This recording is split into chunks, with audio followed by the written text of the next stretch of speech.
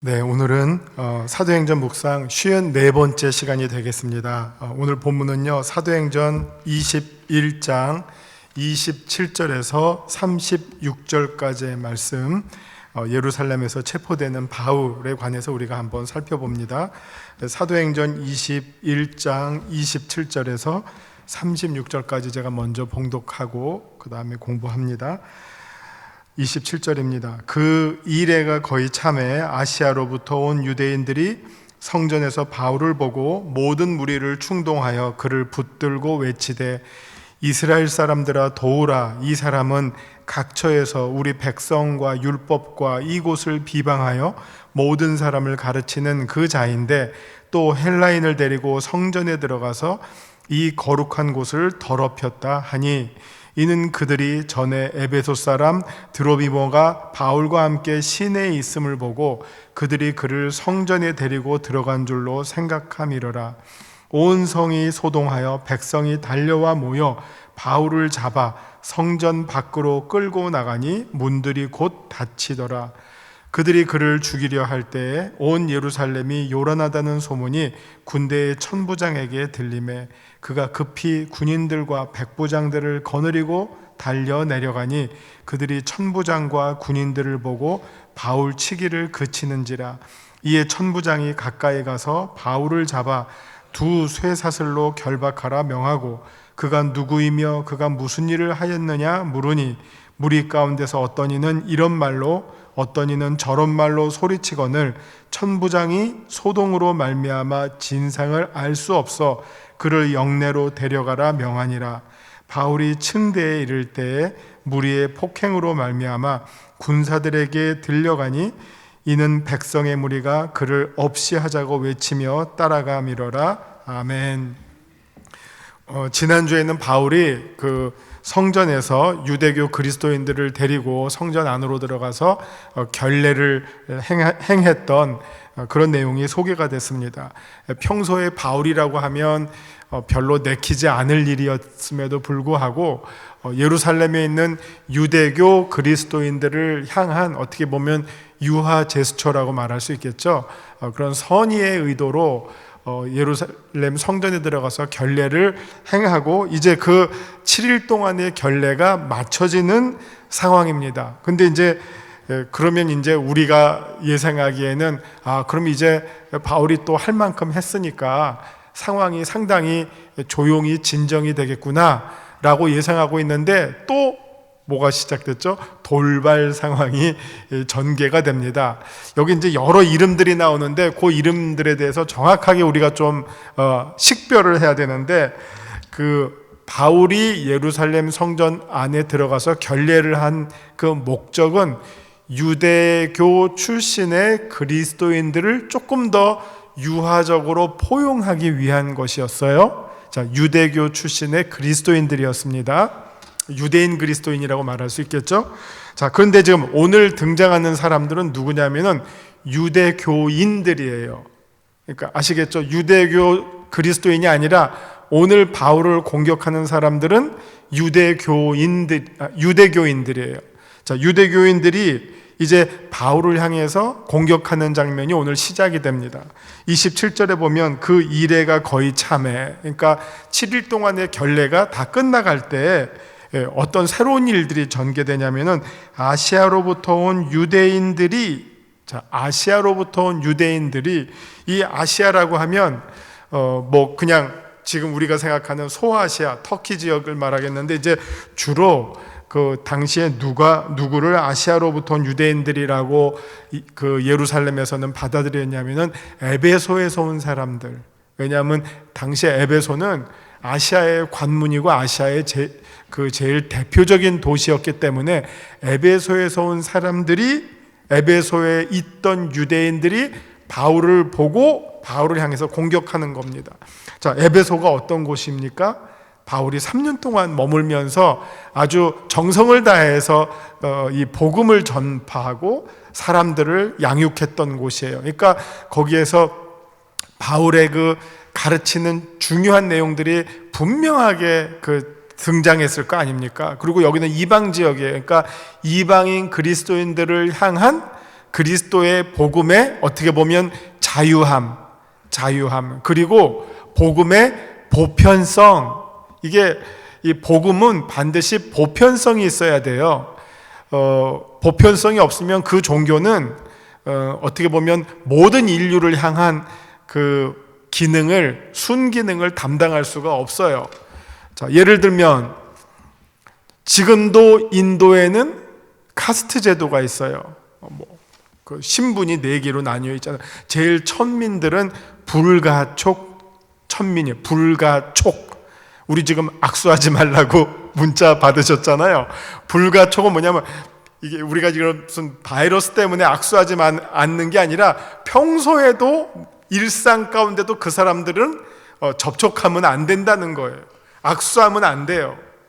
그런 신분 가운데 제일 낮은 신분, 거의 사람을 짐승처럼 취급하는 게 어떻게 보면 힌두교의 신분제도란 말이에요. 그 카스트 제도를 가지고 있는 힌두교가 보편적인 종교가 될 수 있을까요? 그러니까 참 이런 말은 좀 죄송하지만 계속 그렇게 사는 거죠. 가난하게 정말 힘들게 사는 거죠. 저희 학교에도 인도에서 온 학생들이 많아요. 제일 많아요. 인구가 많으니까. 근데 너 어느 출신이냐? 안 물어요. 금기사항이에요. 근데 주로 기독교는 아래에서 많이 믿어요. 위에 귀족들은 힌두교에서 대접받으니까 힌두교죠. 그다음 밑에 사람들은 힌두교에서 대접 못 받으니까 기독교로 와서 위로받고 거기에서 이제 어떻게 보면 자유를 느끼는 거죠. 자, 이 유대교인들에게는 이 보편성이라는 게 없어요. 그럼 오늘 내용을 보시면 아시지만 이따가 이방인들은 성전에 들어올 수가 없어요. 이방인들이랑 같이 밥 먹으면 안 돼요. 이방인들이랑 서로 악수하면 안 돼요. 이런 어떤 폐쇄성을 가지고 있는 게 유대교고요. 이 폐쇄성을 뛰어넘어서 우리는 다 그리스도 안에서 유대인이나 헬라인이나 종이나 자유자나 우리는 다 하나님의 똑같은 평등한 자녀다라고 말한 게 기독교예요.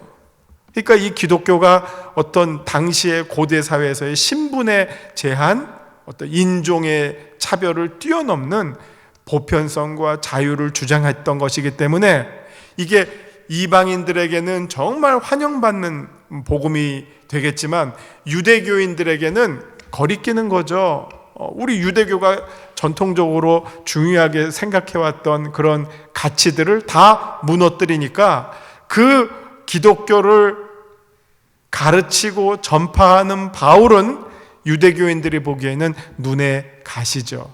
아주 불편한 사람이고 가능하면 없어져야 할 사람이죠. 그래서 이 바울에 대한 공격이 유대인들로부터 또다시 지금 오늘 시작되는 것을 보게 됩니다. 자, 28절을 보시면 외치되 이렇게 소리쳤다는 겁니다. 이스라엘 사람들아 도오라. 이 사람은 각처에서 우리 백성과 율법과 이곳을 비방하여 모든 사람을 가르치는 그 자인데 또 헬라인을 데리고 우리 이 예루살렘 성전에 들어왔다. 그래서 이 성전을 더럽혔다. 이렇게 이제 누구를 욕할 때는 꼭 과장되게 하잖아요. 그렇게 이제 막 과장해서 왜곡시켜서 바울을 공격하는 거고 사람들에게 선동을 시키는 거죠. 선동하는 겁니다. 자, 그 이유가 뭐냐? 이는 그들이 전에 에베소 사람 드로비모가 바울과 함께 시내에 있음을 보고 바울이 그를 성전에 데리고 들어간 줄로 생각함이로라.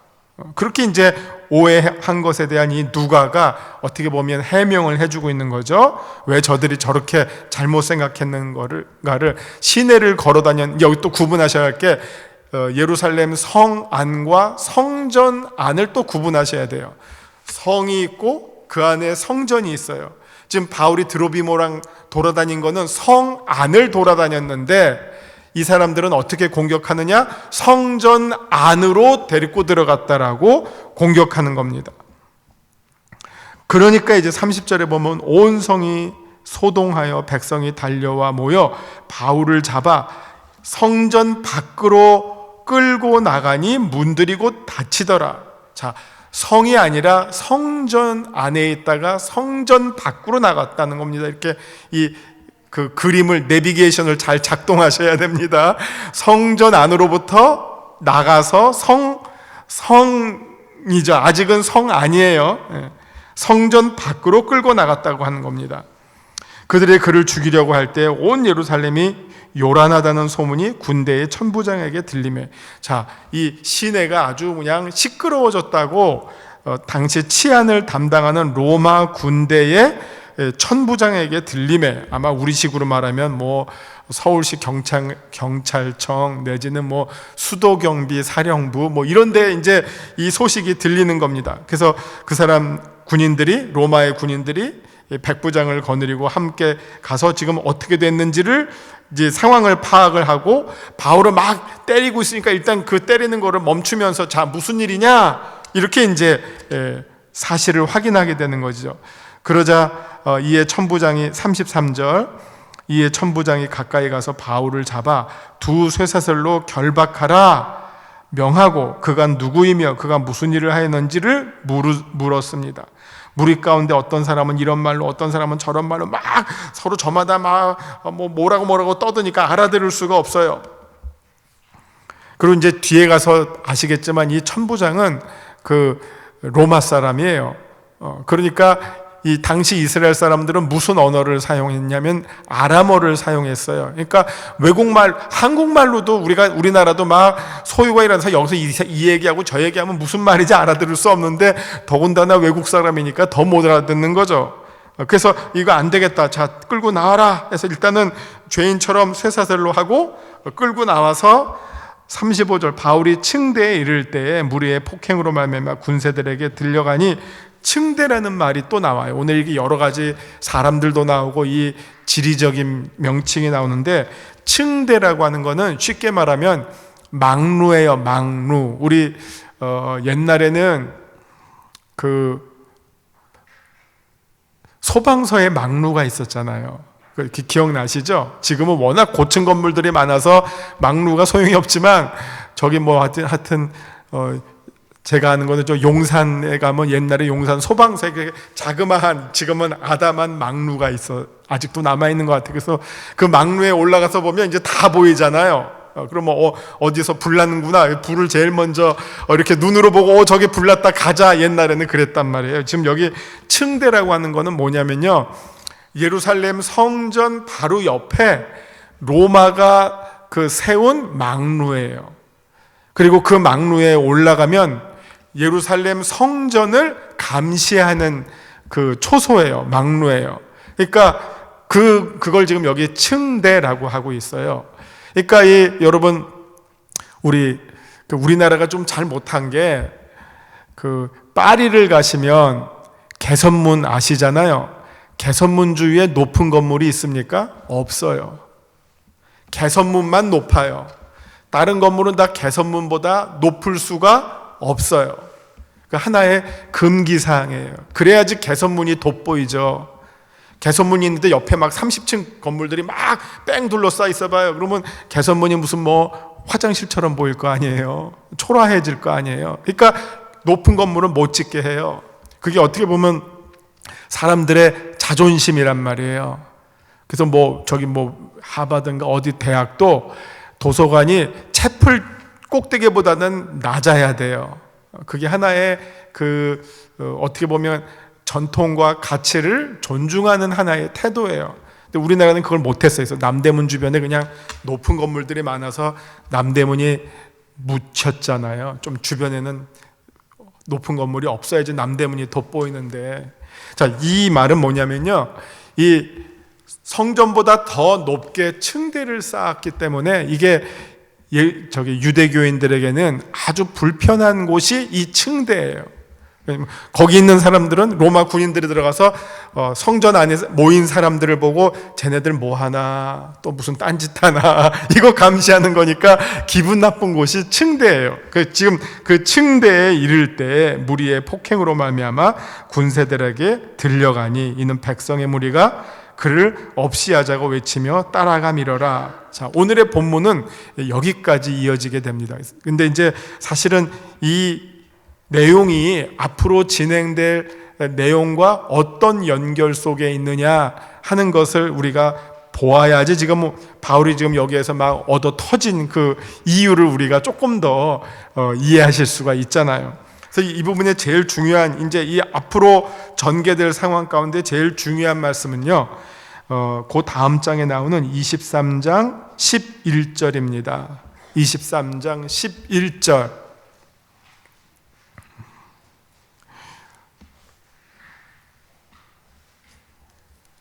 (23장 11절을) 보면, 그날 밤에 주께서 바울 곁에 서서 이르시되 담대하라, 내가 예루살렘에서 나의 일을 증언한 것 같이 로마에서도 증언하여야 하리라 하시니라. 자, 이 말씀이 왜 중요하냐면요, 제가 한번 전에 말씀드렸는지 모르겠는데, 지금 이 사도행전 이 후반부 바울의 예루살렘 행을 두고 학자들의 의견이 조금 나뉘어져요. 그래서 다수는 아니지만 어떤 소수의 학자들은 이거 바울이 고집부리고 예루살렘 가서 생고생하고 앉아있다, 이렇게 막 해석을 해요.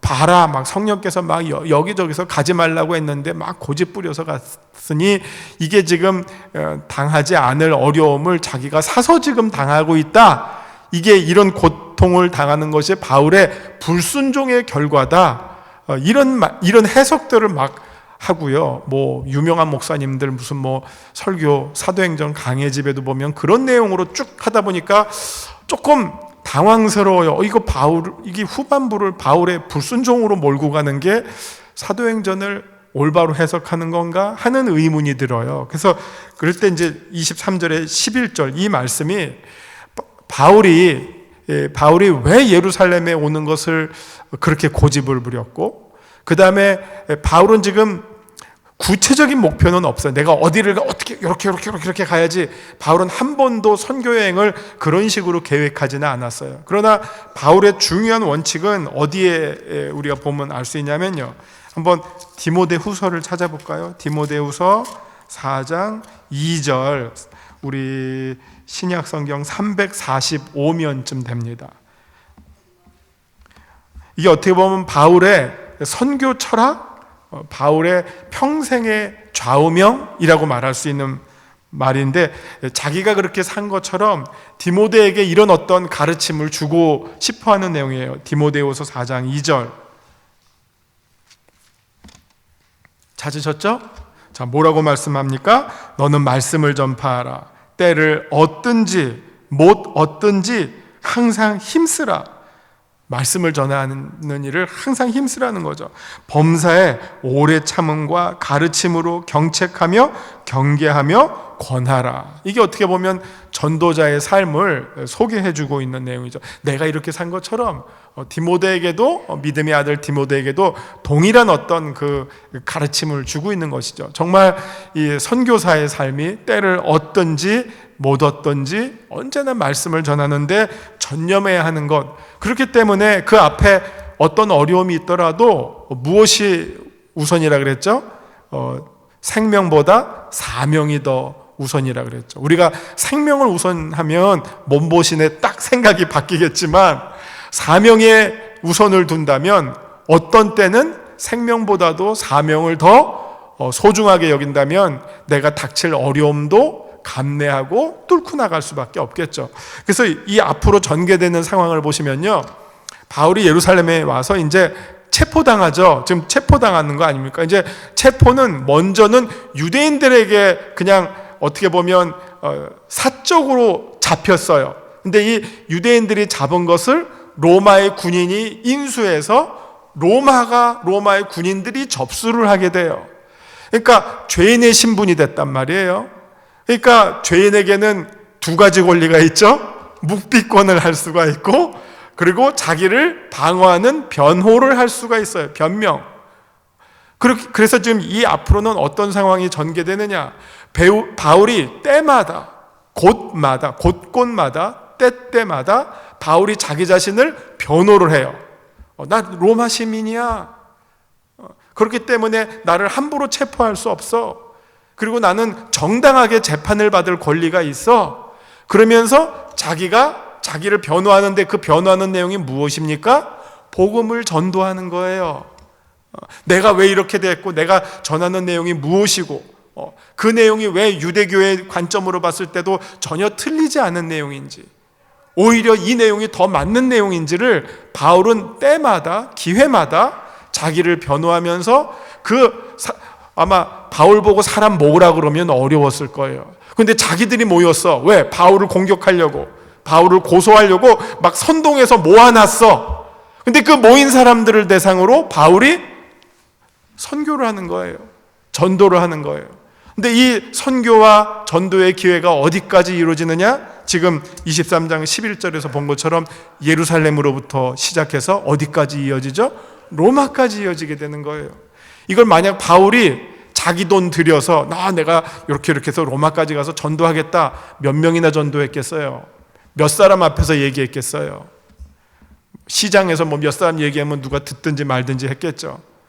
그러나 거꾸로 이게 사람들이 바울을 고발하느라고 자기들이 모였고, 또 재판을 받느라고 사람들이 또 모였고, 또 재판을 하느라고 로마의 사람들이 모였고, 관리들이 모였고, 그러니까 그들 앞에서 오히려 바울은, 이게 어떻게 보면 진짜 전화위복이죠. 오히려 그 어려운 역경들을 오히려 바울은 전도의 기회로 삼을 수 있었다는 거죠. 그게 바로 때를 얻든지 못 얻든지, 그 목표, 그 사명 속에서 모든 일들이 오히려 하나님의 섭리 가운데 전개되어 가는 거. 이거 바울이 로마로 가는 거 자기 돈 들여서 했으면 돈 얼마나 많이 들었겠습니까? 그러나 죄수의 신분으로 오히려 죄수기 때문에 도망갈까 봐 보호를 하잖아요. 지키잖아요. 그 지키는 사람들이 거꾸로 바울에게는 뭐가 됩니까? 경호원이 되는 거예요. 이게 완전히 역발상이 되는 거죠.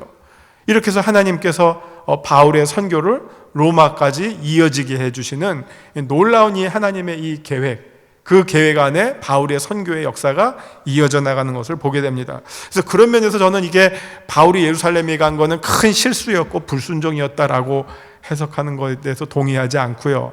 오히려 바울이 자기의 사명을 여러 어려움을 무릅쓰고라도 더 소중하게 여겼기 때문에 하나님께서 그 바울의 선교의 열정과 그 어떻게 보면 그 사명감을 더 잘 사용하셔서 계속해서 선교의 기회로 삼으셨다 하는 그 내용을 저는 더 맞다고 생각합니다. 자, 오늘 중요한 내용 다 말씀드렸고요. 이제 우리 유인물 보시면서 제가 마지막으로 정리해 드립니다. 말씀 산책입니다. 말씀 산책부터 봅니다. 아시아에서 온 유대인들이 정결 예식을 끝낸 후 성전에서 나오려 했던 바울을 보고 주위의 유대인들에게 바울을 험담했습니다. 이들은 에베소에서 복음을 전하던 바울을 알아본 것입니다.